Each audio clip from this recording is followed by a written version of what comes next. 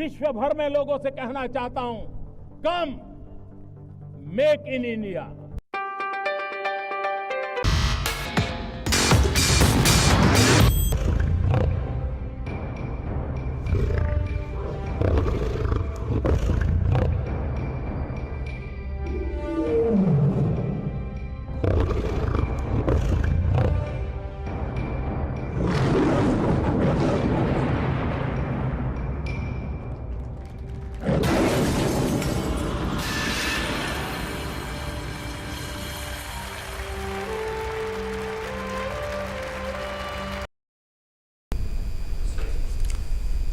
Excellencies, नमस्कार।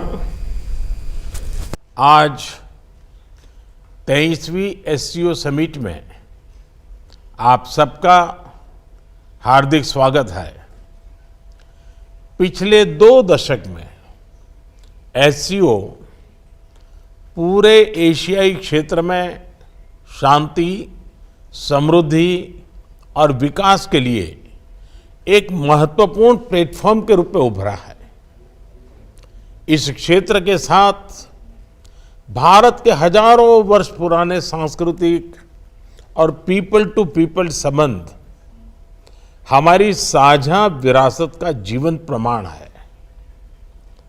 हम इस क्षेत्र को एक्सटेंडेड नेबरहुड ही नहीं, एक्सटेंडेड फैमिली की तरह देखते हैं। एक्सेलेंसीज, एससीओ के अध्यक्ष के रूप में भारत ने हमारे बहुआयामी सहयोग को नई ऊंचाइयों तक ले जाने के लिए निरंतर प्रयास किए हैं। इन सभी प्रयासों को हमने 2 मूलभूत सिद्धांतों पर आधारित किया है। पहला, वसुधैव कुटुंबकम, यानी पूरा विश्व एक परिवार है। यह सिद्धांत प्राचीन समय से हमारे सामाजिक आचरण का अभिन्न अंग रहा है और आधुनिक समय में भी हमारे लिए एक नई प्रेरणा और ऊर्जा का स्रोत है। और दूसरा, सिक्योर, यानी security, economic development, connectivity, unity, respect for sovereignty and and territorial integrity and environmental protection, यह हमारी अध्यक्षता का थीम और हमारे एससीओ के विजन का प्रतिबिंब है। भारत ने इस दृष्टिकोण के साथ एससीओ में सहयोग के 5 नए स्तंभ बनाए हैं। Startups and innovation, traditional medicine, youth empowerment, digital inclusion तथा shared Buddhist heritage. Excellencies, Bharat ने एससीओ की अपनी अध्यक्षता के अंतर्गत 140 से अधिक कार्यक्रमों और सम्मेलनों और बैठकों की मेजबानी की। हमने एससीओ के सभी ऑब्जर्वर्स और डायलॉग पार्टनर्स को 14 विभिन्न कार्यक्रमों में शामिल किया है। एससीओ की 14 मंत्री स्तर की बैठकों में हमने मिलकर कई महत्वपूर्ण दस्तावेज तैयार किए हैं। इनसे हम अपने सहयोग में नए और आधुनिक आयाम जोड़ रहे हैं, जैसे ऊर्जा क्षेत्र में इमर्जिंग फ्यूल्स पर सहयोग, ट्रांसपोर्ट के क्षेत्र में डीकार्बनाइजेशन और डिजिटल ट्रांसफॉर्मेशन में सहयोग, डिजिटल पब्लिक इंफ्रास्ट्रक्चर के क्षेत्र में सहयोग। भारत का प्रयास रहा है कि एससीओ में सहयोग केवल सरकारों तक सीमित न रहे, लोगों के बीच संपर्क और गहरा करने के लिए भारत की अध्यक्षता में नई पहलें ली गई हैं, पहली बार SCO millet food festival, film festival, SCO Surajkund craft Mela, think tank conference, international conference on shared Buddhist heritage का आयोजन किया गया।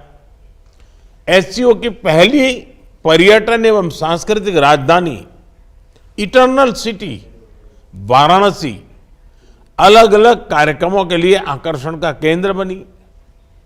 एससीओ देशों के युवाओं की ऊर्जा और प्रतिभा को सार्थक करने के लिए हमने young scientist conclave, young authors conclave, young resident scholars programme, startup forum, youth council जैसे नए फोरम्स का आयोजन किया।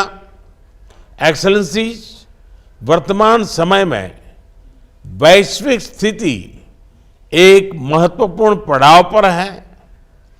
विवादों, तनावों और महामारी से घिरे विश्व में फूड, फ्यूल और फर्टिलाइजर क्राइसिस सभी देशों के लिए एक बड़ी चुनौती है।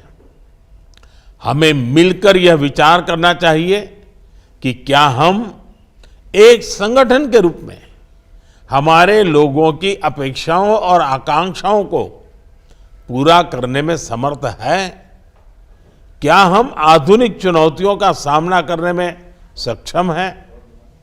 क्या एससीओ एक ऐसा संगठन बन रहा है जो भविष्य के लिए पूरी तरह से तैयार हो?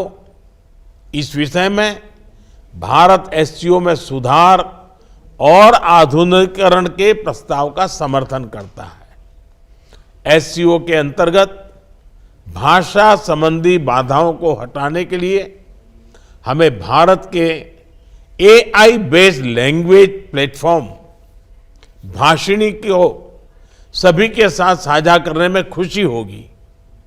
यह digital technology for inclusive growth का एक उदाहरण बन सकता है। यूएन सहित अन्य वैश्विक संस्थानों में भी सुधार के लिए एससीओ एक महत्वपूर्ण आवाज बन सकता है।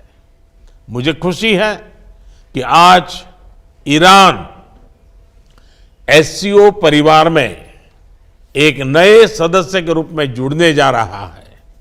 इसके लिए मैं राष्ट्रपति राइसी और ईरान के लोगों को बहुत बहुत शुभकामनाएं देता हूं। साथ ही हम बेलारूस की एससीओ सदस्यता के लिए मेमोरेंडम ऑफ ऑब्लिगेशन पर हस्ताक्षर करने का स्वागत करते हैं। आज एससीओ से जुड़ने में अन्य देशों की रुचि इस ऑर्गेनाइजेशन के महत्व का प्रमाण है। इस प्रक्रिया में यह आवश्यक है कि एससीओ का मूल फोकस मध्य एशियाई देशों के हितों और आकांक्षाओं पर केंद्रित रहे। एक्सेलेंसीज, आतंकवाद क्षेत्रीय एवं वैश्विक शांति के लिए प्रमुख खतरा बना हुआ है। हम चुनौती से निपटने के लिए निर्णायक कार्रवाई आवश्यक है। आतंकवाद चाहे किसी भी रूप में हो, किसी भी अभिव्यक्ति में हो, हमें इसके विरुद्ध मिलकर लड़ाई करनी होगी। कुछ देश क्रॉस बॉर्डर टेररिज्म को अपनी नीतियों के इंस्ट्रूमेंट के रूप में इस्तेमाल करते हैं, आतंकवादियों को पनाह देते हैं। एससीओ को ऐसे देशों की आलोचना में कोई संकोच नहीं करना चाहिए। ऐसे गंभीर विषय पर दोहरे मापदंड के लिए कोई स्थान नहीं होना चाहिए। टेरर फाइनेंसिंग से निपटने के लिए हमें भी आपसी सहयोग बढ़ाना चाहिए। इसमें एससीओ के रेट्स मैकेनिज्म की महत्वपूर्ण भूमिका रही है। हमारे देशों के युवाओं के बीच रेडिकलाइजेशन के फैलावे को रोकने के लिए भी हमें और सक्रिय रूप से कदम उठाने चाहिए। रेडिकलाइजेशन के विषय में आज जारी की जा रही ज्वाइंट स्टेटमेंट हमारी साझा प्रतिबद्धता का प्रतीक है। एक्सेलेंसी, अफगानिस्तान की स्थिति का हम सभी की सुरक्षा पर सीधा प्रभाव पड़ा है। अफगानिस्तान को लेकर भारत की चिंताएं और अपेक्षाएं एससीओ के अधिकांश देशों के समान है। हमें अफगानिस्तान के लोगों के कल्याण के लिए मिलकर प्रयास करने होंगे। अफगान नागरिकों को मानवीय सहायता, एक समावेशी सरकार का गठन, आतंकवाद और ड्रग तस्करी के विरुद्ध लड़ाई तथा महिलाओं, बच्चों और अल्पसंख्यकों के अधिकारों को सुनिश्चित करना हमारी साझा प्राथमिकताएं हैं। भारत और अफगानिस्तान के लोगों के बीच सदियों पुराने मैत्रीपूर्ण संबंध रहे हैं।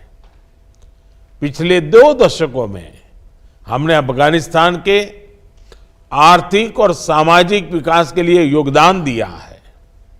2021 के घटनाक्रम के बाद भी हम मानवीय सहायता भेजते रहे हैं। यह आवश्यक है कि अफगानिस्तान की भूमि पड़ोसी देशों में अस्थिरता फैलाने या एक्सट्रीमिस्ट विचारधाराओं को प्रोत्साहित करने के लिए उपयोग न की जाए। एक्सेलेंसी, किसी भी क्षेत्र की प्रगति के लिए मजबूत कनेक्टिविटी का होना बहुत ही आवश्यक है। बेहतर कनेक्टिविटी आपसी व्यापार ही नहीं, आपसी विश्वास भी बढ़ाती है। किंतु इन प्रयासों में एससीओ चार्टर के मूल सिद्धांतों, विशेष रूप से सदस्य देशों की संप्रभुता और क्षेत्रीय अखंडता का सम्मान करना बहुत ही आवश्यक है। ईरान की एससीओ सदस्यता के बाद हम चाबहार पोर्ट के बेहतर उपयोग के लिए काम कर सकते हैं। मध्य एशिया के लैंडलॉक्ड देशों के लिए international north south transport corridor Indian ocean तक पहुंचने का एक सुरक्षित और सुगम रास्ता बन सकता है। हमें इसका पूरा पोटेंशियल रियलाइज करना चाहिए।